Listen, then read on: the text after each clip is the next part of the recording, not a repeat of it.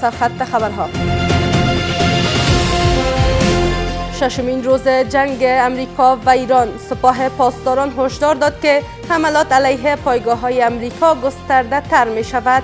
ترامپ حالا حساب و کتاب کند که آیا با بیش از 500 کشته نیروهای امریکایی در این چند روز باز هم اول امریکا است یا اول اسرائیل؟ ادامه تلاش‌ها بر حل تنش میان کابل و اسلام آباد.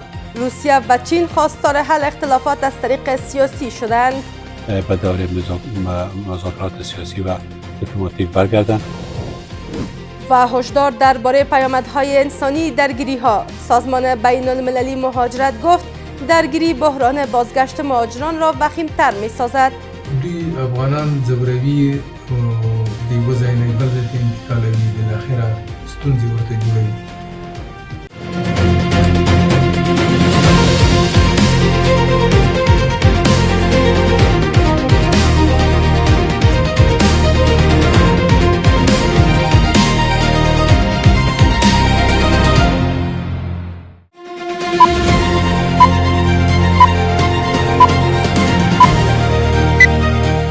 سلام و وقت شما بخیر. به مجموعه خبری این ساعت از میز خبر خوش آمدید. امروز پنجشنبه 14 مهود 1404 هجری خورشیدی است که برابر می شود با 5 مارس 2026 میلادی. مشروع خبرها.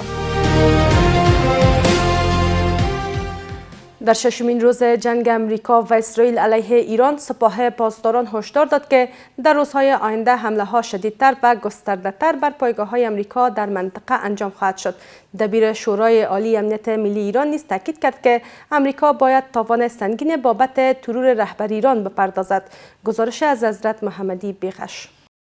از حمله نظامی امریکا و اسرائیل بر جمهوری اسلامی ایران 6 روز گذشت. جنگ کنونی از صبح روز شنبه و با حمله مشترک و گسترده هوایی امریکا و اسرائیل بر اهداف مختلف در ایران آغاز شد. ایران در مقابل حملات بزرگ موشکی و پهپادی به شهرهای اسرائیل و پایگاه‌های امریکا در منطقه را آغاز کرد. در پی این درگیری قیمت نفت و گاز در جهان به صورت چشمگیر افزایش یافته و ارزش سهام نیز پایین آمده است. با گذشت 6 روز هنوز هیچ نشانه ای از پایان درگیری ها به چشم نمیخورد. دونالد ترامپ رئیس جمهوری آمریکا از پیشرفت در جنگ علیه ایران خبر داد و گفت که نیروهای آمریکایی در موقعیت بسیار قوی در ایران قرار دارند. ترامپ در جمع مدیران فناوری در کاخ سفید گفت که رهبری ایران به سرعت در حال فروپاشی است. همچنین وزیر جنگ آمریکا در پاسخ به پرسش خبرنگاران گفت که ایران نمیتواند بیشتر از آنان دوام بیاورد.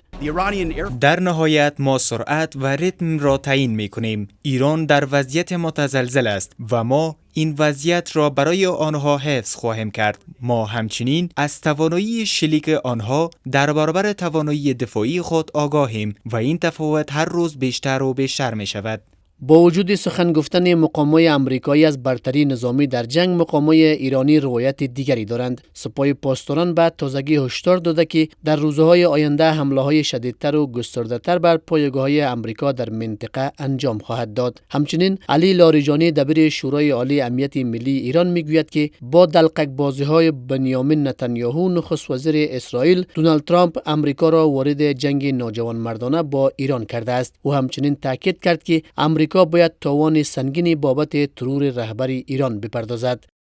ترامپ حالا حساب و کتاب کند که آیا با بیش از 500 کشته نیروهای امریکایی در این چند روز باز هم اول امریکا است یا اول اسرائیل؟ ماجرا ادامه دارد و امریکا باید تاوان سنگینی بابت ترور رهبر ایران بپردازد. در ادامه رویارویی نظامی میان ایالات متحده آمریکا و ایران، شدت و ابعاد درگیری‌ها روز به روز افزایش می‌یابد. نشریه اتلانتیک به نقل از یک مقام کنگره آمریکا گزارش داده که برآورد اولیه پنتاگون نشان می‌دهد که هزینه این جنگ برای آمریکا روزانه حدود 1 میلیارد دلار است. این در حالی است که تنها 6 روز از آغاز جنگ گذشته و به گفته مقامات آمریکایی احتمال دارد این حملات برای چندین هفته دیگر ادامه یابد.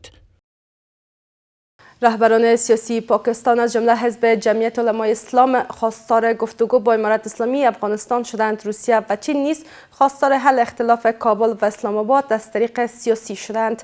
گزارش از اناهیتا اندر.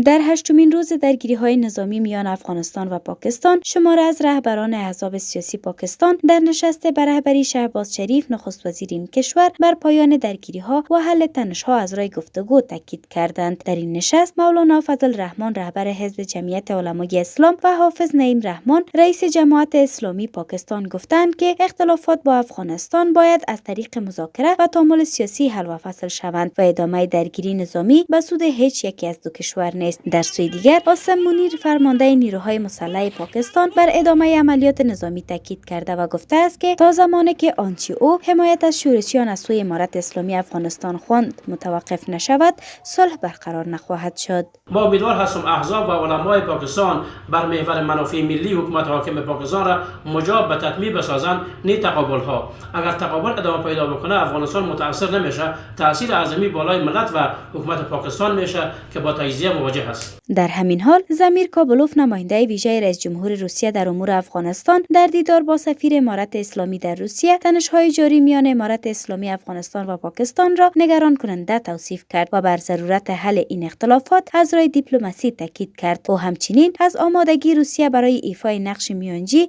در کاهش تنش‌ها میان دو طرف خبر داد. همزمان وزارت خارجه روسیه و چین در اعلامیه‌های جداگانه از کابل و اسلام آباد خواستند که اختلافات خود را از طریق گفتگو و راهکارهای دیپلماتیک حل و فصل کنند. ادامه تنش‌ها نه تنها که بر نفع دو کشور نمیباشد، بلکه میتواند صلح و ثبات منطقه‌ای همچنان به خطر بیندازد.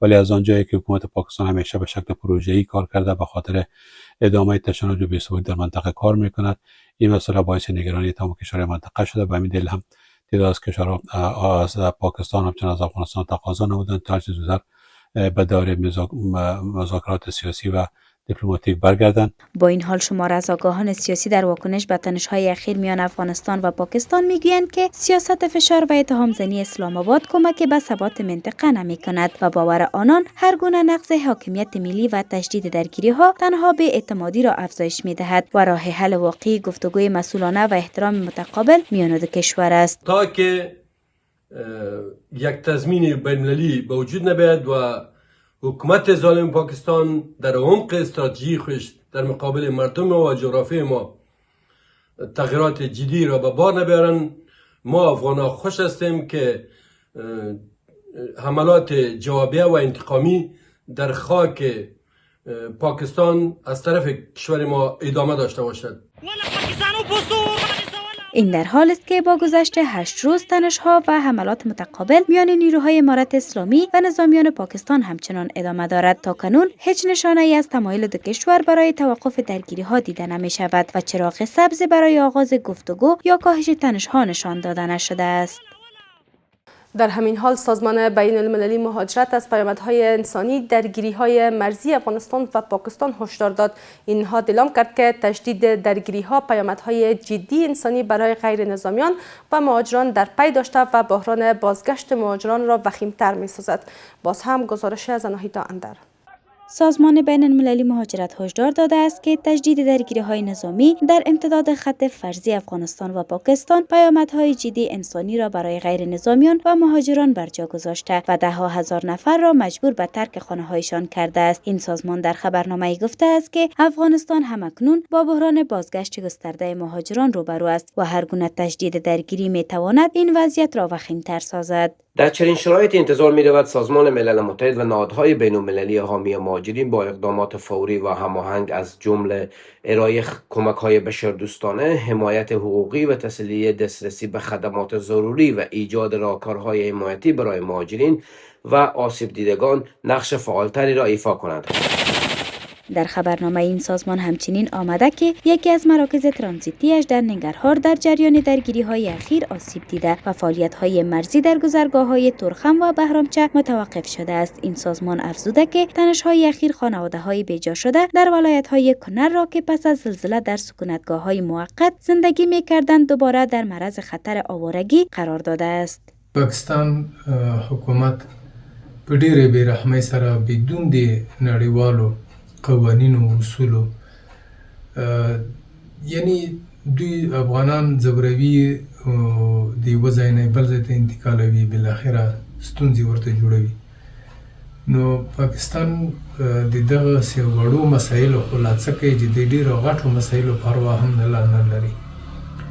خو زه په خپل افغانانو غږ کوم چې تاسو په دې پوهیږئ چې من حیث یوه وسیلې کار د اخیستلی کیږي بدون له دې نه چې د پاکستان حکومت درته ووایي تاسو په خپله اقدام وکړئ.